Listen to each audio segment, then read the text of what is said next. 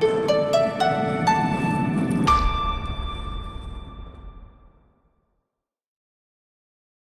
evening, everybody. It's encouraging to see the School of Engineering bring attention to accessible design for the disabled community and beyond. Thank you to everyone who has come to learn more about how we can make technology and engineering more inclusive. As an accessible practice that I wanted to model in this virtual setting, I'm going to provide a brief visual description of myself and invite the panelists to do so when they speak. I'm a white woman with long light brown hair. I'm wearing glasses and a blue sweater. My Zoom background is a photo of Stanford's campus oval with the main quad in the background. I wanted to begin by highlighting the stakes of this conversation. According to the CDC, there are around 61 million adults in the US who live with a disability. Roughly 1 in 4 adults, or 26% of people, identify as having some sort of disability. In adults over 65, these numbers rise to 2 in 5 adults who are disabled. These statistics don't even account for children with disabilities or people who become temporarily disabled through injury, illness, or the process of aging. What these demographics reveal is that the disabled community comprises the largest minority group in the US. In the world, we are estimated to be 1 billion strong and growing. Designing for this population is not a niche issue or a specialty cause. Disability is a central aspect of human experience. As a deaf person who proudly identifies as disabled, I wanted to offer a note on language for this evening. Naming disability can be controversial. You'll notice throughout this panel that we are calling disability what it is. Disabled activists have worked very hard to reclaim disability as a word that holds space for an identity and a community with a rich culture and history. This rhetorical choice challenges the medical model that views disability as an individual pathology or deficit that needs to be cured or fixed through scientific or technological intervention. This notion of disability is woven into the fabric of design and engineering history and practices. For example, Alexander Graham Bell's invention of the telephone was originally designed as an aid to help his deaf students normalize or correct their speech. But the telephone became much more than that, as we all know. When we design for disability, we all benefit. I myself wear a specialized device designed to cure hearing loss, the cochlear implant. The day-to-day reality is more complex, though. Even with this device, I rely on other technologies like a vibrating alarm clock, automatic captioning, and video conferencing like we're all utilizing today that present a new set of access frictions.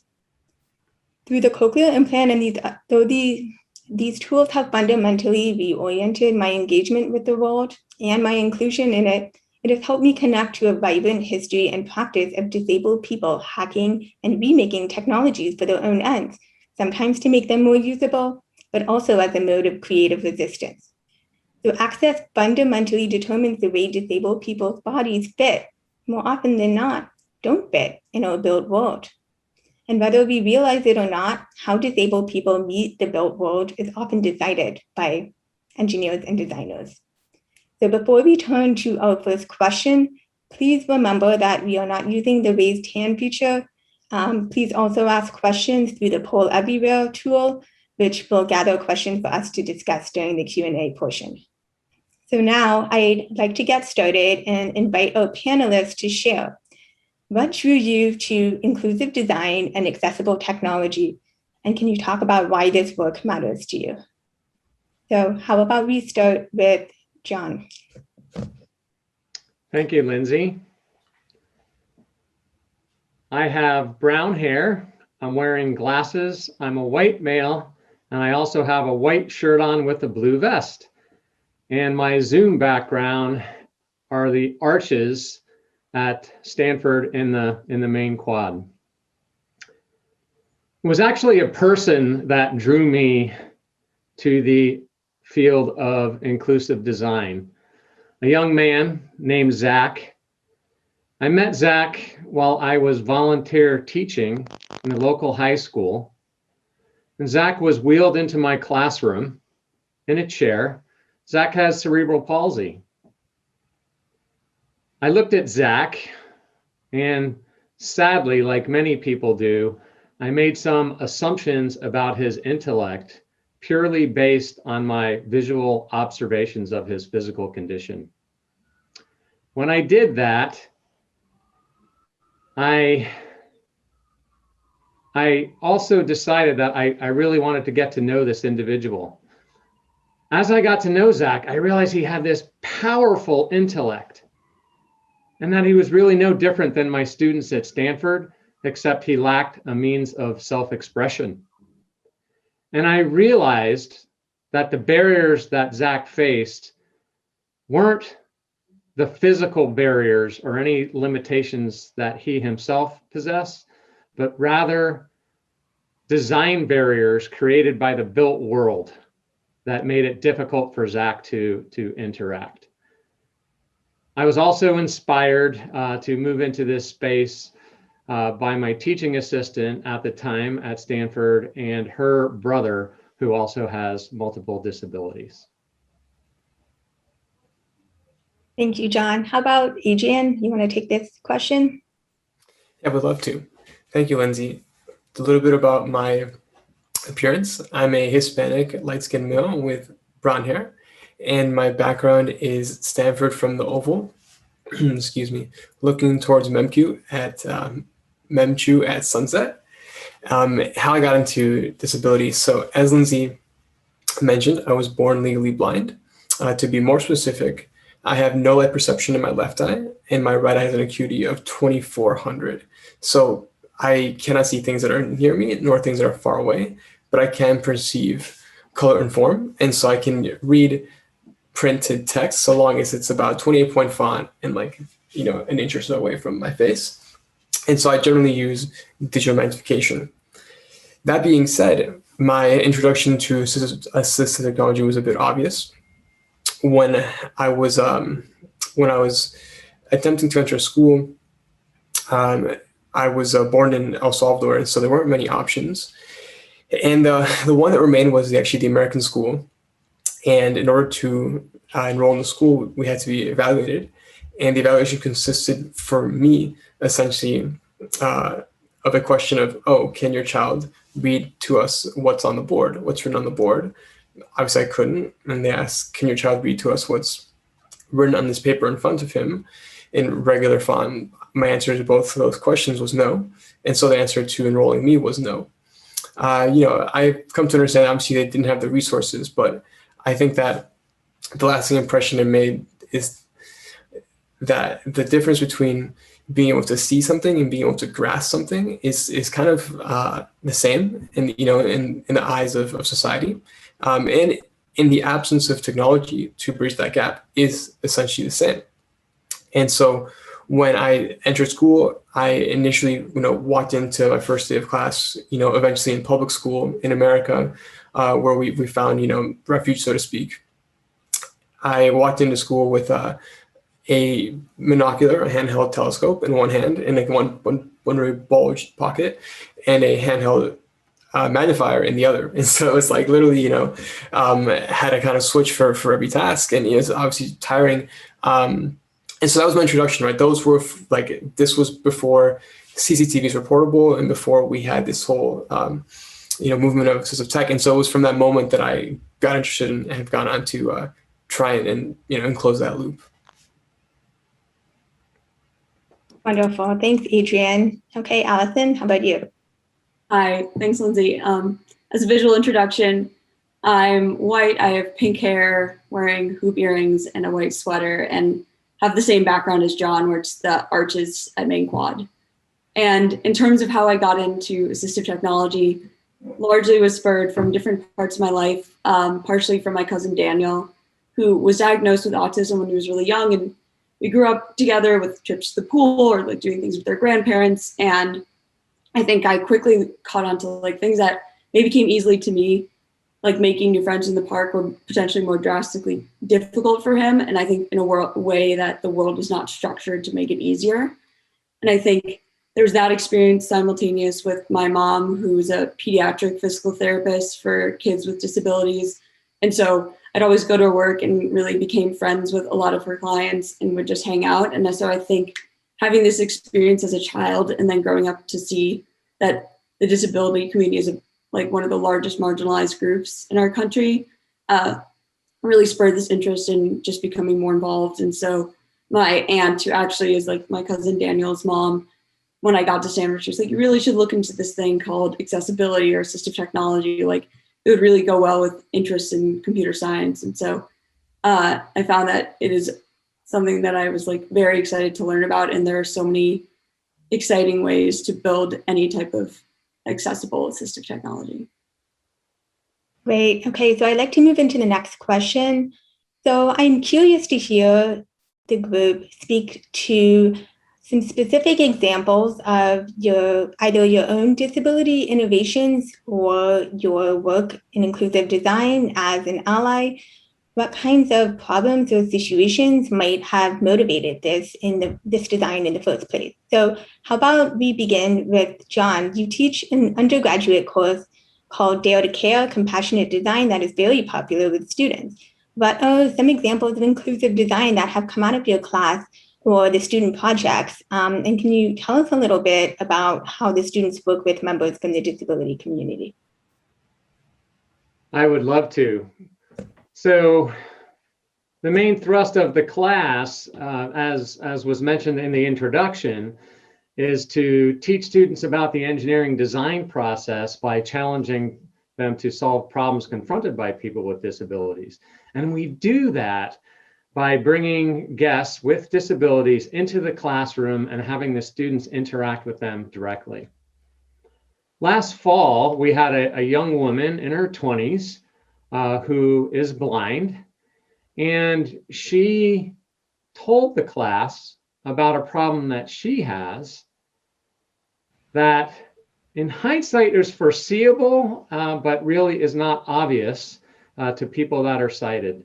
And that problem is, when you're a blind woman, how do you tell when you're menstruating?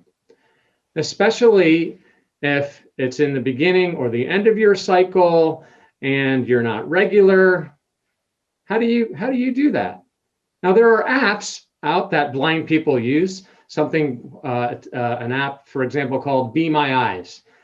And in this app, if you're a blind person and you're having trouble seeing something, you can go onto the app and a complete stranger will go in a video conference with you and help you determine what's in front of you or what you're seeing. Well, obviously, simply from a privacy perspective, you couldn't use an app like that.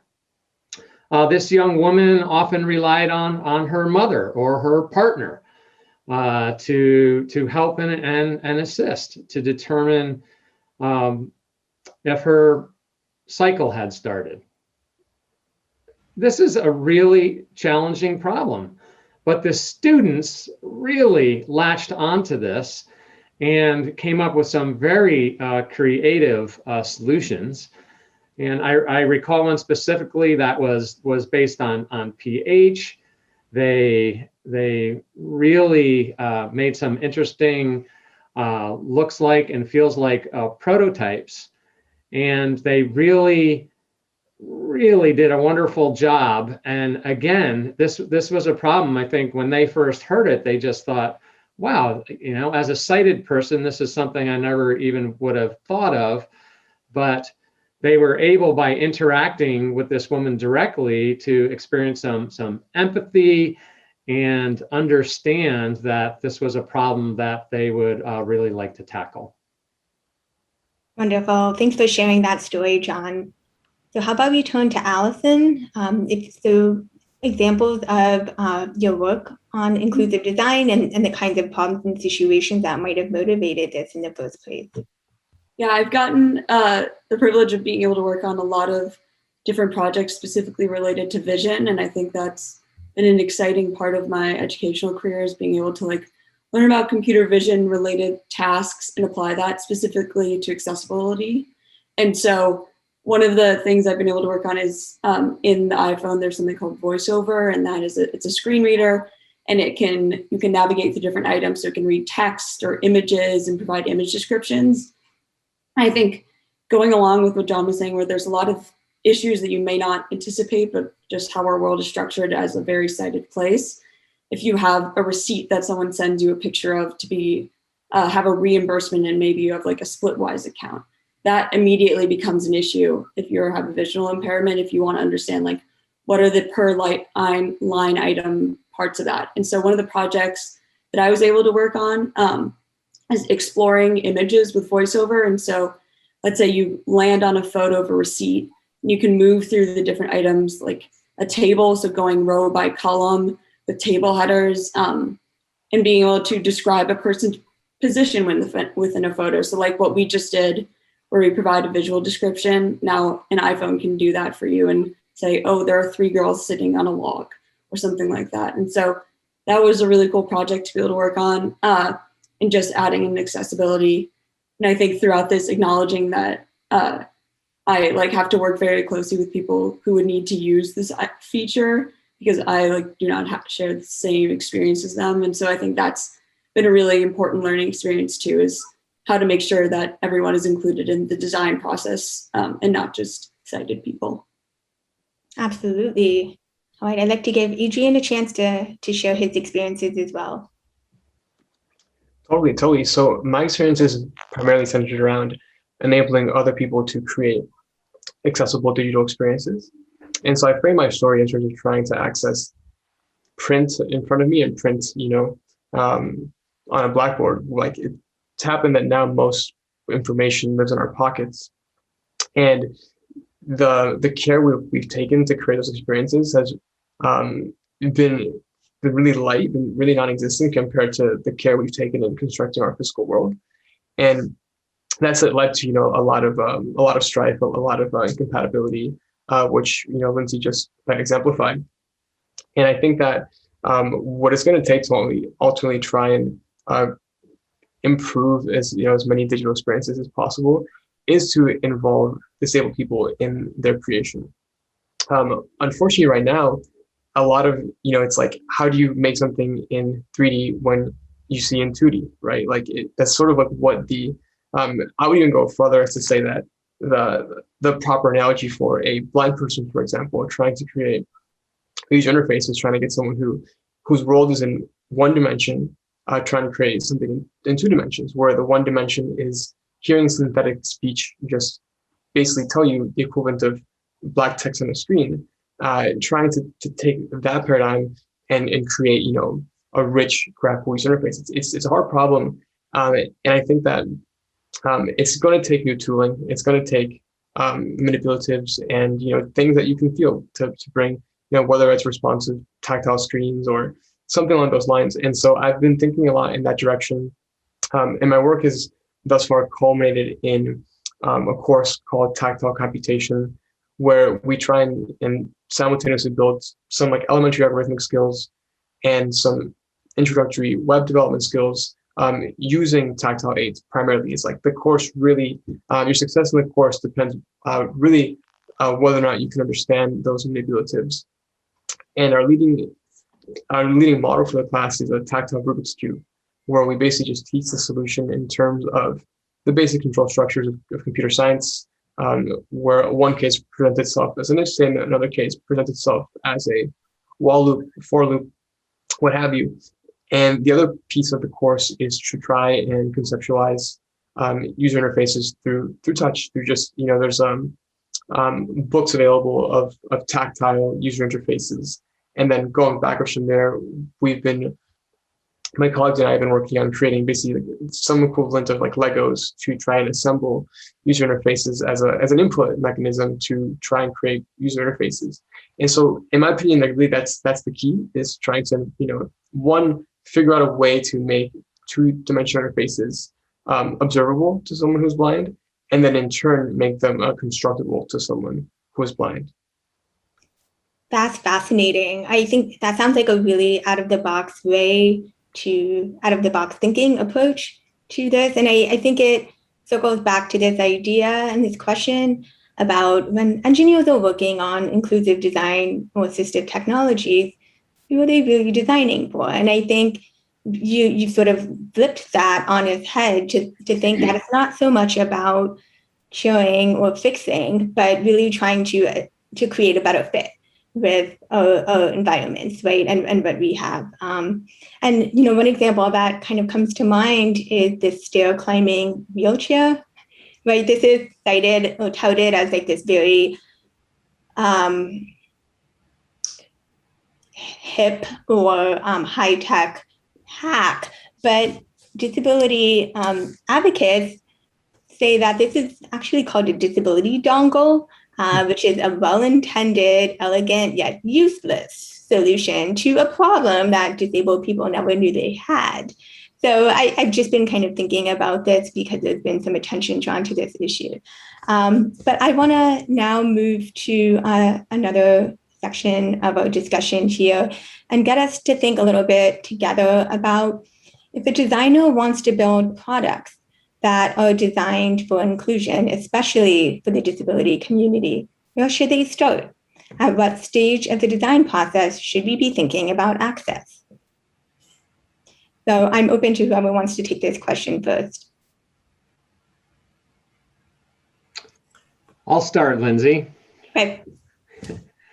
I think if there's anything I've learned on my journey in terms of inclusive design, it's that the designer needs to start this process at the outset. It needs to happen from the beginning. Now, that's not to say that we shouldn't make an effort to go back and modify designs that weren't initially accessible or inclusive. In fact, in the CS space, they do it all the time, right? There are pages that were created long before this was a hot topic that people go back to and edit. But in reality, it's a hack, right? It's a fix. So it's very important that this is done from the outset.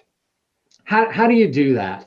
Well, I think it's important to become familiar with the fundamental tenets of universal design in your space.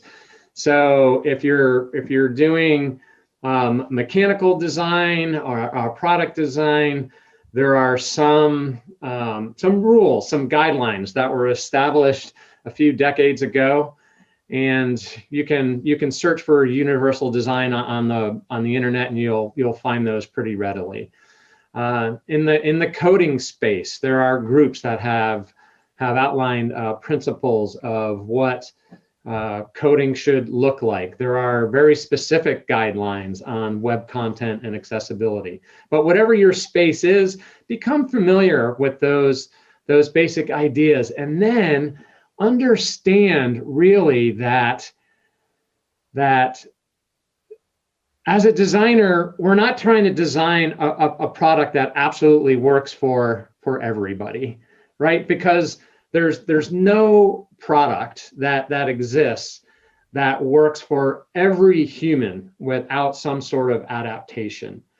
Rather, what we're trying to do as we go through this process is have a goal where we extend the utility of what we're designing so that it reaches as many users as possible, and in a de minimis way takes away from the richness of that experience.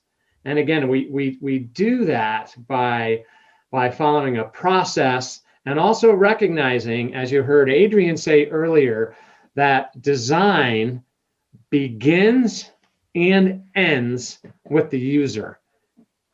So we all know that we're designing for the end user who uses our product, but it's important in this process to have them involved in the beginning, at the outset, so they can help us define our objectives and constraints. And I think more and more people are beginning to realize that if you're going to design a product for someone with a disability, then you need to have a person with a disability either on your team, or you need to be seeking input directly from people with that disability. I would like to point out, from a design perspective, you heard Catherine say in the beginning that I've been teaching design at Stanford for more than 15 years. I haven't altered the fundamental way that I teach design. It's really, what do we do as part of the initial process in terms of getting those appropriate inputs and designing with empathy? That's a really powerful message and really useful advice. Thank you, John. I totally agree. Oh, sorry. Go ahead, Lindsay. I was just going to jump in. Do it, please. Thank you. So I totally agree with what John is saying, and I think that to put it in a broad term, it's about not letting your hard skills outpace your soft skills by too much.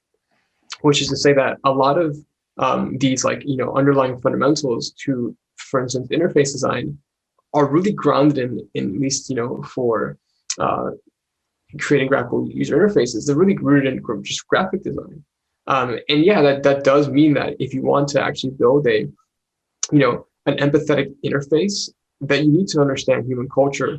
You need to go down a few of those rabbit holes, and maybe it means you need to spend a sabbatical learning about typography and spacing and color. But at the end of the day, all those things have affordances to people.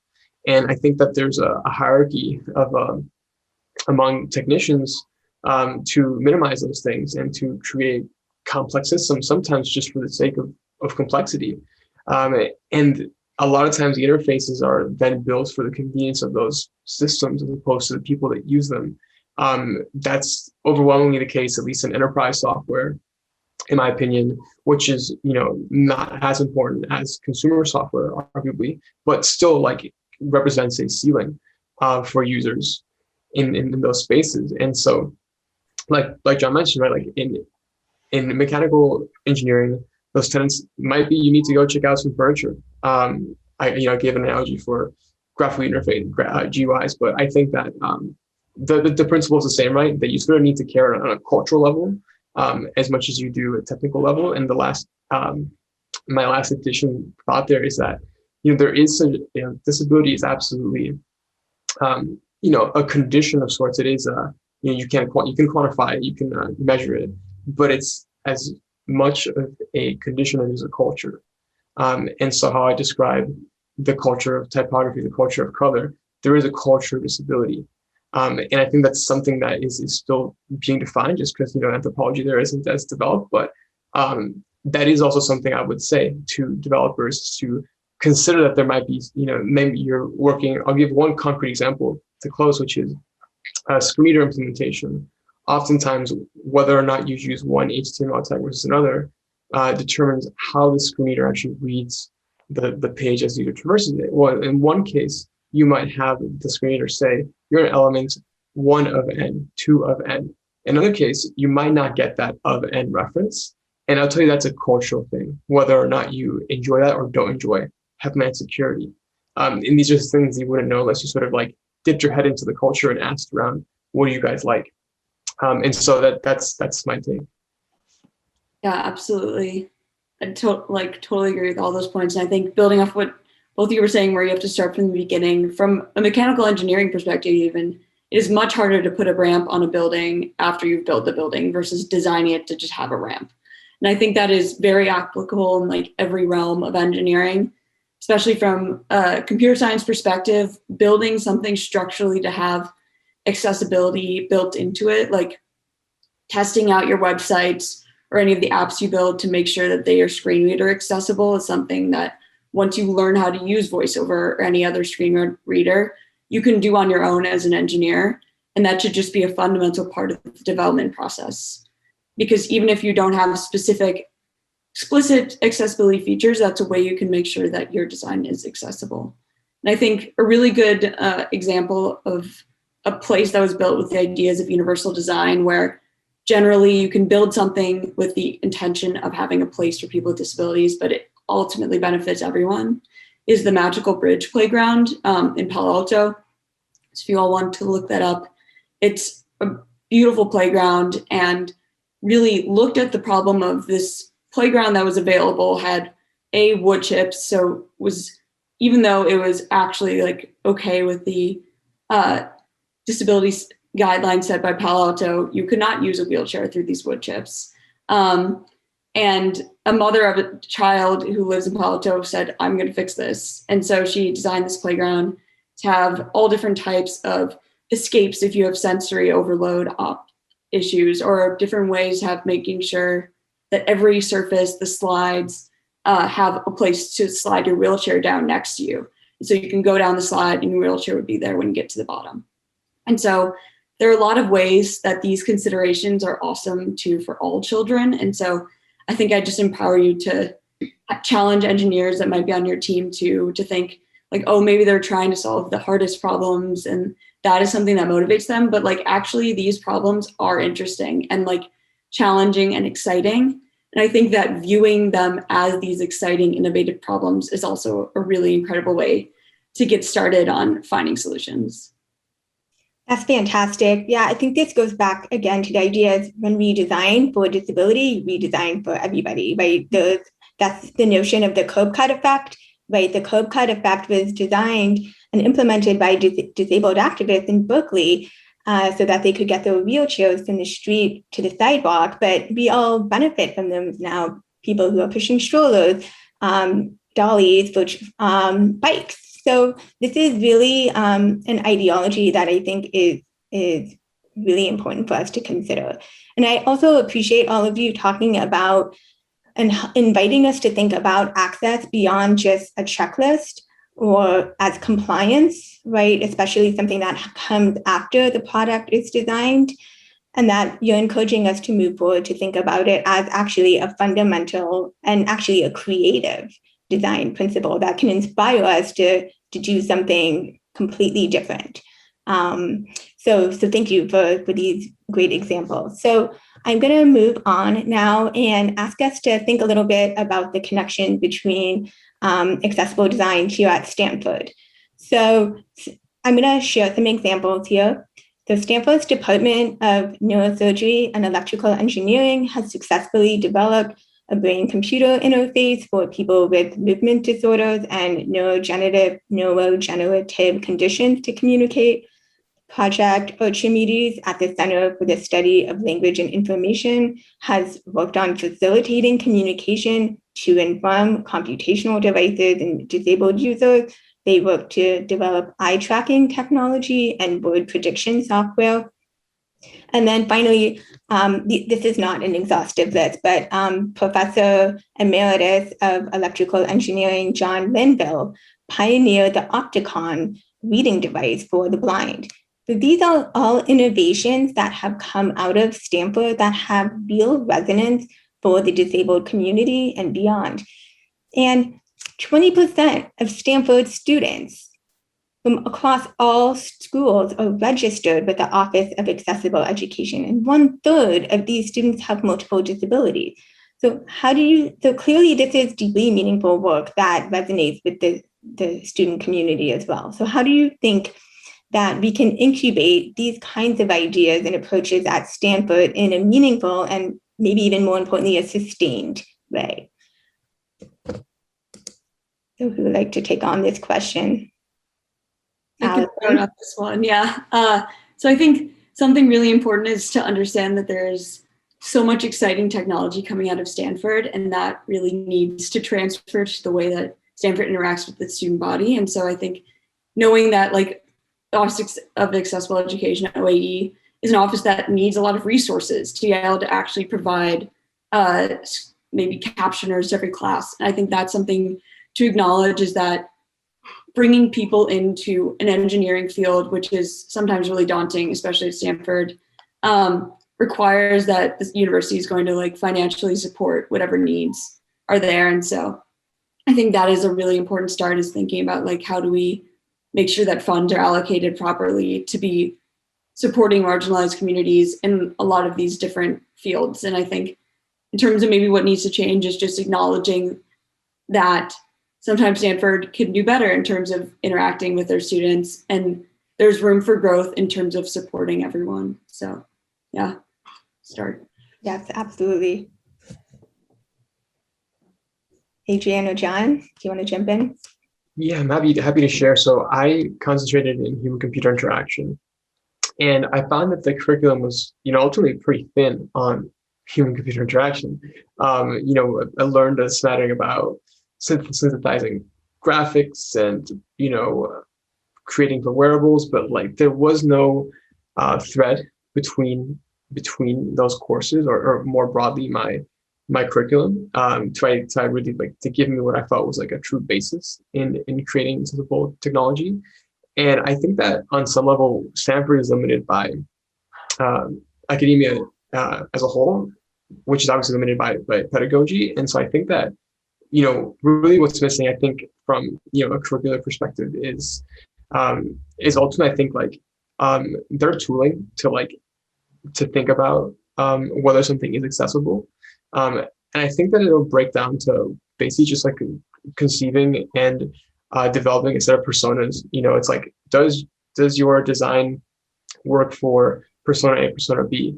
And I would hope that, that's like a theme that you would carry on, that would just like, would sort of like, for us as creators to be judged against, that consistent standard, just like the style of our code is judged in a, somewhat consistent way, especially in the beginning, right? As opposed to being like kind of a specialized, track that you can take on, and maybe at the high levels you get exposure to. Obviously, bringing it up front, I think would be a major benefit. That being said, I think culturally within the university, I think that making disability something that is more constant and less ad hoc would be really beneficial.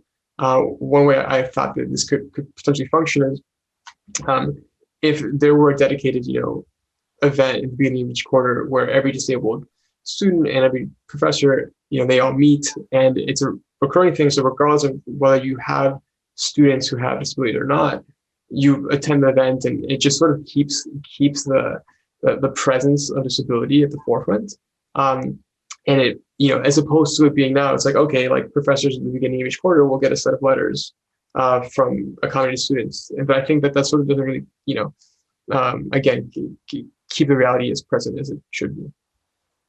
Absolutely. Thank you, Adrian. These are really important recommendations.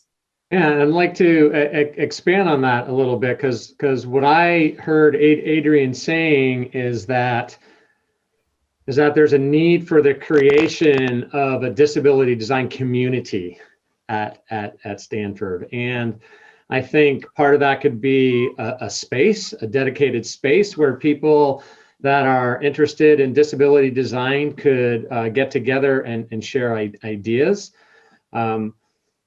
Lindsay, I think both you and I understand as we teach in this space that the students are very, very interested. Classes are oversubscribed. And so I think there's opportunity there. There's some great classes in the CS space. There's certainly classes in the PD space. But I think there could be more in terms of maker-oriented classes. But I also think that in order to just foster this energy, because it's there, that we need to create a sense of community. And part of that is, we all know and love Stanford's philosophy on diversity. And disability, I think, is an important part of diversity that's often forgotten. And you heard Adrian talking about disability as culture or disability as ethnicity. And indeed, that's true. And so we need to encourage more students that have disabilities to become designers and to get into the design space, because ultimately that's what will really drive the creativity here. And I already talked about, recognizing the need of having input of people with disabilities into our designs, but let's drive and encourage and excite people that have disabilities to become designers. That's a really important sentiment. And I just wanted to add to this as well. I think as a student going through higher education, what I also really appreciated was having mentors, people to look to. And I think this is something that we could encourage, right? Especially for prospective students coming into this space, having folks at the faculty level who can model that work too, who also share that same lived experiences. I think that's really, really crucial, and something that we can continue to work on together in this community. That's a great point, Lindsay. I think that's a great point. I mean, you want the faculty to mirror the student body from that perspective, right? I think that's a wonderful point. Absolutely, thanks. Okay, so I think we have time for me to ask one question, and then we're going to turn to the Q&A, I believe. So it's been really heartening to see a real upswell of interest in the engineering and tech community around accessibility and inclusive design. But as we're learning, we have a long way to go. So I think it would be a nice moment to reflect on what are some concrete steps, actions, or resources that you would recommend for folks in the audience to bring back to their own engineering, design, technology practices or domestic spaces and make them more inclusive and accessible? What can we do to help close the access gap? So maybe Allison, go ahead. Sure. I think there's maybe a few different avenues here. One is if from a teaching perspective, one thing that kind of builds on what we were talking about in the last question is if you're a professor or a TA, acknowledging that like someone's accommodation is not just a bare minimum that you have to meet. It should actually be like, how am I going to help the student succeed? Because that can be an avenue for them to actually enter this industry. And I think that it confronts to this excuse of a pipeline problem that's often used. It's more so like, actually, how do we fix this and build a community where people are empowered to enter into a new field? And then in terms of design practices, kind of harping back to the idea of like, try out your technology with a screen reader. Like on the iPhone, it's a triple click on the side button, and you can open up a screen reader and see if like your app works. And I think too, trying to acknowledge that what you've built might not be perfect and not giving up on that because it's like, oh my gosh, this is not accessible at all. Like, what's the point of fixing it? Acknowledging that there's like always someone who may be able to like become a customer because you've made your design accessible. And I think having this type of conversation that we're having with your employees is a really important start to getting people thinking. Is I think oftentimes accessibility is not something that people are even thinking about. And that's the problem, is like, it's not even on people's minds to make their technology better. And so I think that's the first step, is having a conversation about like, this might be a problem, confronting the problem, and then deciding like, okay, we have the resources to fix this. Like, let's do that. Right. Yeah, I that really deeply resonates. Right. Think about, let's even ask the question about how can we make this accessible? John, you want to take this one? Sure, absolutely. I think that oftentimes in terms of accessibility, companies, people, designers, they get caught in, I think what Allison was talking about in terms of a sort of checklist mode. And really what they're focusing on is the regulatory perspective. But there's so much beyond that. I like to teach students that of these different reasons that we should have inclusive design, the regulatory aspect is certainly there, but it's the empathy, it's the right thing to do. It's really designing for, again, the largest audience that we can for our product. And you've all heard the numbers now, so you know that there's actually a market there that quite frankly is underserved. So I think if we can move away from the regulatory aspect and just build this into as being a fundamental part of our design process and a consideration that's part of our culture at our companies, that it's an incredible step to take. And by the way, there is absolutely no doubt in my mind that students that you will be hiring from Stanford now and in the very near future will be demanding that you do this, and the same way that they're demanding diversity across all other spectrum. I I think, Adrian, before you hop in, I have one other point to build on what John was just saying about regulation. I recently was attending a lecture where one of the guest speakers said, regulation is where fun goes to die. And I thought that was a really cynical perspective on things that are actually quite important as like our fundamental, like we're viewing this as the baseline of accessibility. Why is that where fun goes to die if that's the bare minimum? I think we need to move away from that mindset of like, these are things that are making it harder to design, acknowledge that a lot of these regulations are important for people to be able to access technologies. And so having that mindset shift is like fundamental to actually doing anything that will have a lasting impact. Absolutely. All right, Adrian?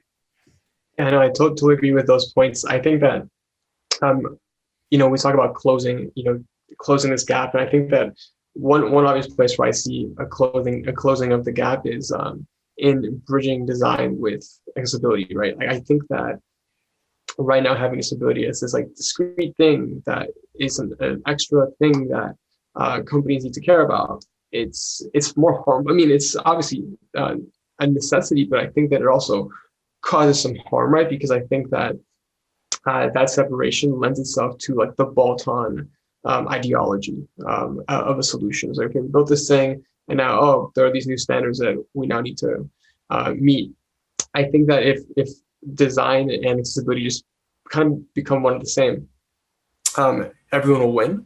And I do think that, ultimately, good design is just about like meeting constraints, whether they're manufacturing or whatever they are, values of the user. I think that we just need to shoehorn, or we just need to kind of fit disability into that like core design process. And I think that one way that companies can align around it, in the quote real world is to start to measure and consider how just good design period, which will hit a lot of cases for standards, right? A lot of the standards that exist right now for digital content is really visual design. It's really contrast ratios and font legibility, things like that. And also like paradigms of like traversability, things like that. And if we start to see how opening these paths through a product can turn into basically just fewer support tickets, which is a huge load on companies, is support, right? Like, especially if you're a growing company deploying new products, you're going to spend a significant amount of time just trying to push users through, responding to emails, so on and so forth. And I think that's a very clear, key result there is to for investment in design to translate into less support time. And again, so I think that once we start to see design as a way to minimize the support load, then it becomes like a more clear value. And also like the language around the disability oriented language around it starts to disappear, which, as much as I say we need to consider the culture of disability, I also think that we need to find a way to not see it as a separate thing, is what I'm saying. Okay, great. So I am now going to pull some questions from the Q&A. So thanks to all of you who have submitted some questions. So one question that came up, and something that we haven't really talked about much as in our panel at this point, is intellectual and developmental disabilities. So one individual wanted to know what is being done to allow people with moderate to severe intellectual disabilities to be included digitally.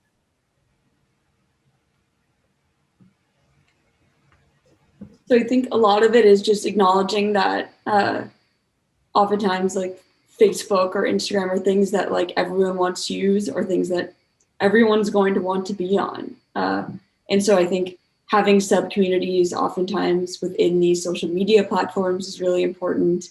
I think too, acknowledging like from a children perspective, there's features from that you can use during education where you like lock an iPad into a certain mode to help focus. And so there are different features you can do, but I think one thing is acknowledging that people with intellectual and developmental abilities oftentimes want to use the same things. Like, why would they not want to use the same things that we all get to use? And so I think that's important too, is to create spaces on like Facebook or on your Twitter feed for spreading like positive information to support the community. Great. Okay, unless anyone else wants to jump in on this, Adrian, I think that you want to.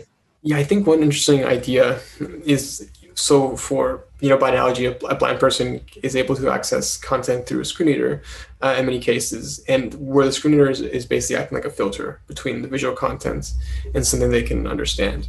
I think that if we, to begin, applied a similar approach to intellectual disabilities to try and think of, okay, what's the right filter that we can design to make content, accessible to someone with an intellectual disability.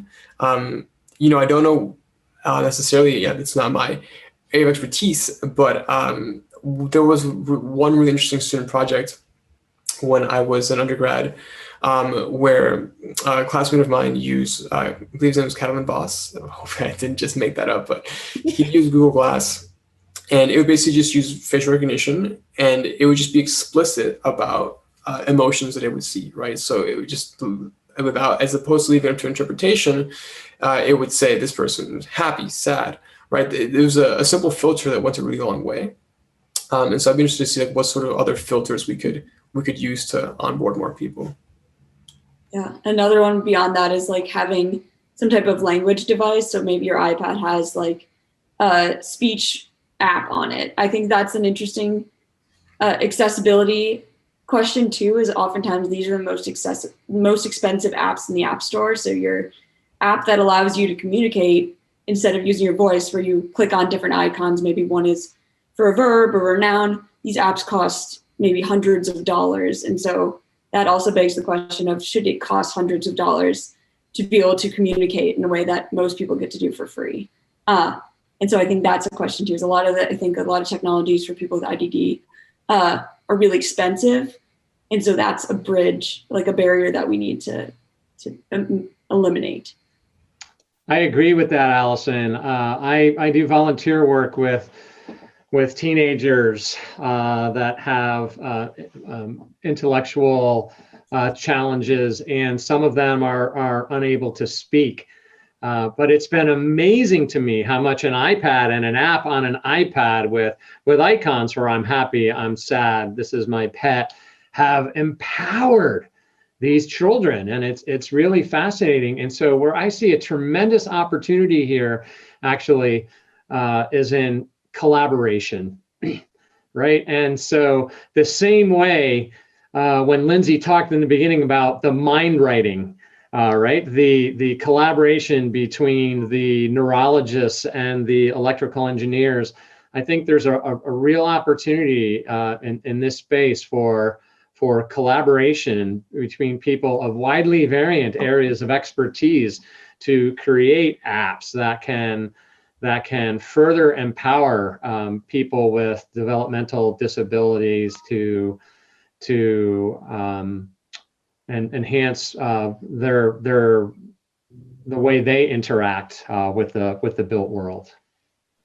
I think you're touching on some really important points about cost too, right? That in many ways these devices, which are designed for the disabled community, are even more prohibitive based on cost, and the disabled community really struggles with employment and tends to struggle also with poverty. So when we're thinking about doubly marginalized communities like this, then it really begs the question, why is it that the technology that we're designing for, why are they so expensive? So that cost and negotiating cost seems to be a really important issue that designers should have at the forefront of their minds, and also the ability to disseminate these technologies, right, as well. So this is a really important conversation for us to continue to think about. So I'm going to turn to our next question here. So an individual in the audience wanted to ask, what sources are available to learn more about specific issues faced by people with different types of disabilities? So for example, if you're designing for touchscreens or phones or doors or any other type of device, how can an engineer learn about accessibility issues with a given type of device? I would point them to the web content accessibility guidelines. There are a lot of really good resources that I think they are a good distillation. Obviously it's just a starting point, not a destination, like we mentioned. But I do think that they do break down and give real examples of like their recommendations. Yeah, the one thing that also we need to think about, and something that you mentioned early on in our panel, Adrian, is that, again, going back to the culture of disability, right? So when we invite disabled folks into the design practice and development phase, we need to also think about ways to invite folks from different sub-communities, right? So it's not just enough to have one representative from that community, right? You want to consult with like your preferences, like my preferences as a deaf person might vary to another person, right? And so it's really important to gather a lot of information about those preferences, right? Totally. I will admit my pointing to the standards is probably the worst answer I could have given. One thing that's funny, that I really appreciate you returning to that point of culture. I've noticed on TikTok just an enormous number of disabled creators. Shocking, especially blind creators. And so on some level, like, unless you're consuming content, or unless your brother is blind or your aunt is deaf, it's hard to really, I think, like be on the pulse of that culture. And so I think that maybe that's the recommendation, is to, the lightest introduction and maybe most meaningful introduction is to try and seek creators, or try and seek entertainment or content that is just produced by people who happen to have these conditions that you want exposure to. Yeah, I totally agree that social media is a really great way. I think Twitter is like an awesome way to get into like communities and thinking what they need. And whenever release a new feature, there are a ton of people on Twitter reacting to what's working and what's not working, or putting a bug up online. And I think just finding a community related to whatever product you're working on Twitter is a really great way to get into people's perspectives. And they'll share articles or share their personal experiences. Maybe it's like a 20-minute video of how they use some device with a touchscreen. And that's like a really great way to understand before you get started on a design process. Yeah, I agree with that, Allison. And I think it's especially important because you can end up, it's interesting, right? I remember an early discussion I had with Adrian, and he told me how when Face ID first came out, it was disabling for him, right? Because how does he know if he's blind? He can't tell if he's looking at the screen in the right way, right? Whereas other things like Uber were hugely empowering to him, right? And so I think it's important to get that information at the outset, and going through these groups on social media is a great way to get some of that input. And there's also, you can identify all sorts of needs that way. And in the same way I gave the example about the young woman who was blind in the menstruation challenge. I mean, there are so many challenges that the abled community doesn't often think about, that we can collaborate and solve. And again, it's almost always the case that when we solve problems like that, we benefit everybody. Just on that note, there was actually more of a comment here that I think echoes this idea of collaboration. So someone noted, would it be possible to make Stanford a showcase for disability access? For example, get the Cantor and Anderson Museum to embrace accessibility for disabled individuals, such as audio descriptions for the blind. Perhaps the schools of engineering could spearhead that. And there was a nod to you, John, as maybe someone who can help do that work. If there's one thing I've learned by teaching in this space and having students with disabilities come into the class, it's clearly Stanford has done a wonderful job with accessibility, but as Allison said earlier, there's still, and these examples point out, there's still much work to be done, much work to be done. Yes, absolutely. Okay, so we have time for a few more questions. So this is a question about acquired disabilities and aging and temporary disabilities. So in other words, people who are disabled for a shorter period of time, either due to injury or illness or aging. So are there any specific design considerations that come to mind for these groups?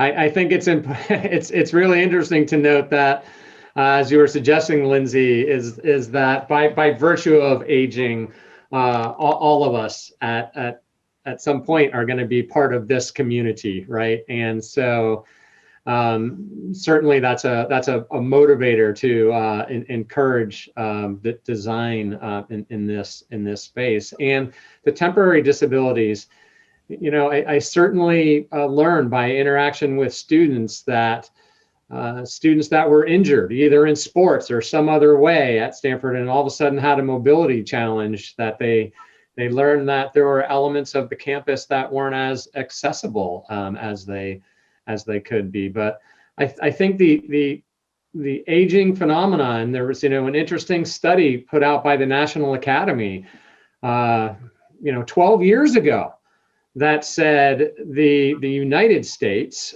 is woefully unprepared for the challenges that are going to be faced by the aging boomers as they lose their vision, as they lose their hearing, as they face mobility issues. And again, you know, when we think about designing for people with disabilities, we're actually going to be designing for our aging population as well.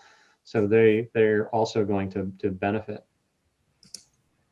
Great. So another question that aligns in some ways with this conversation. So oftentimes there are many family members and caregivers that are working with and live with disabled folks. So this individual wanted to know, how can we involve or design for caregivers and their needs, caregivers of folks or children with disabilities? That's a super good question. I think it's really important to just acknowledge from the get-go that there are so many other components to an individual's life. And so I guess that begs the question of, like, do the technologies that exist right now in serving people with disabilities also serve their caregivers? And I guess also a broader issue right now is, like, how do we compensate caregivers for people who live at home? And I think that's been something that's been interesting to witness through Kids with Dreams this past year. Is a lot of parents in Silicon Valley, in the Bay Area, parents of kids who now have transitioned to Zoom learning away from their special ed classroom. That responsibility has fallen a lot on their parents. And so I think from a school system, that has to come, the support has to come from there, is acknowledging, like, oh, how do we help these parents? And it's oftentimes not, I think, the special ed department who needs to provide that extra support. It's whoever's the supervisors of the department, the school board. But I think acknowledging there's a lot of resources that are needed at a school level to help parents just make sure that, especially right now, that their students are able to keep up with their other classmates.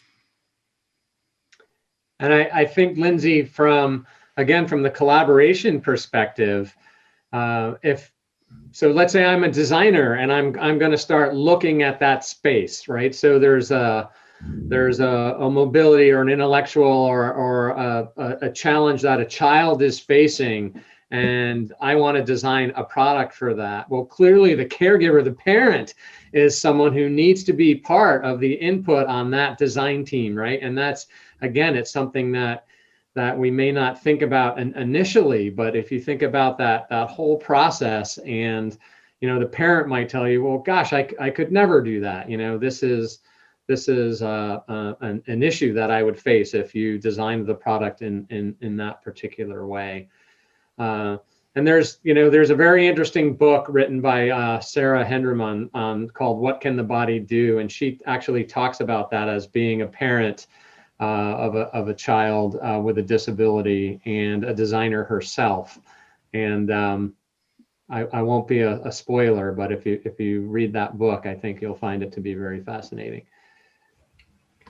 Yeah, I think if I were to add anything there, it's that every disability obviously has a lot of moving parts around it. And so, for example, one thing that comes up a lot when I help with Dare to Care is guide dogs. In the context of blindness, is okay. A lot of students are inclined to create technology to attempt to replace the dog. In the same way that there might be some tension between people creating apps for maybe a caretaker of someone with advanced diabetes or some other condition where the inclination might be, okay, how do we replace the caretaker? When in fact, the more productive question is, how do we further enable the caretaker or the service animal? And so I think that's a worthwhile wrinkle in the conversation of designing for caretakers. And because of Adrian's input, Lindsay, we actually had that as a challenge in the class, which is what can you do to further enable the guide dog? And we learned that the dogs can't necessarily see colors, right? So if you're talking about traffic lights and if it's red or it's green, what could you design to further enable the dog in a situation like that? I love that. Very What interesting. did you guys end up coming up with? Oh, the students did some really amazing things in terms of sensors that the dogs could wear. Students actually designed sensors that were designed to monitor the dog's health, if the dog was stressed. Yeah, really, really fascinating. Yeah, I think this really goes to this idea of interdependence and collective care that the disabled community really relies on, right?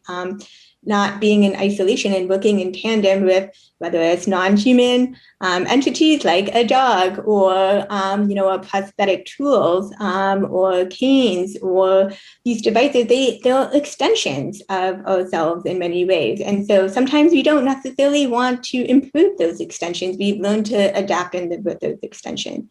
Okay, so I think there's time for one last question, and then we are going to wrap up. So a popular question that people seem to want to know more about are there metrics or any tools that you would recommend tracking to demonstrate or measure the impact of accessibility practices? So in other words, I think what this question is asking is, how do you know that the accessibility design is succeeding or working? How does one measure that?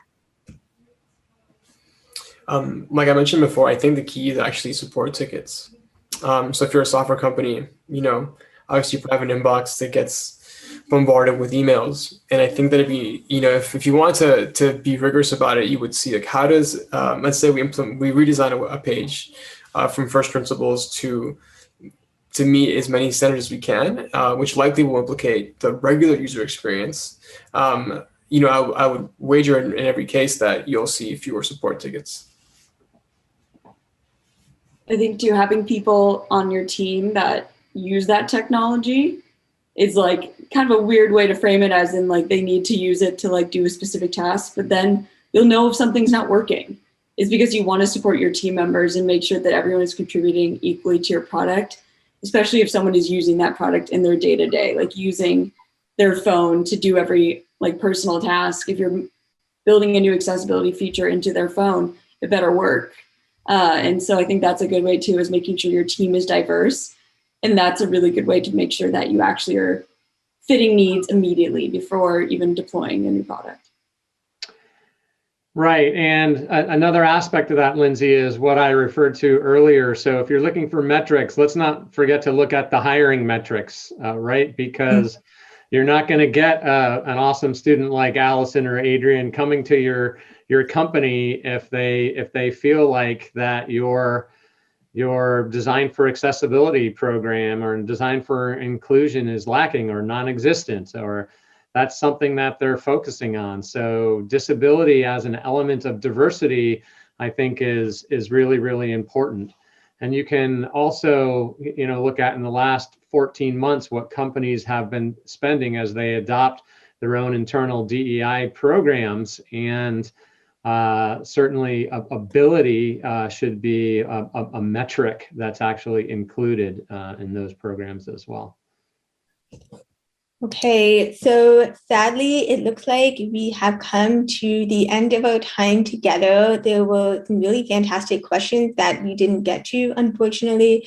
But I would like to thank our panelists, John, Adrian, and Allison, and you, our audience, for taking the time to join us to learn about the role technology can play in making our built environments more accessible. You'll receive a survey within a few minutes, and we would love to get your feedback. Thank you again to all of you, and have a good evening.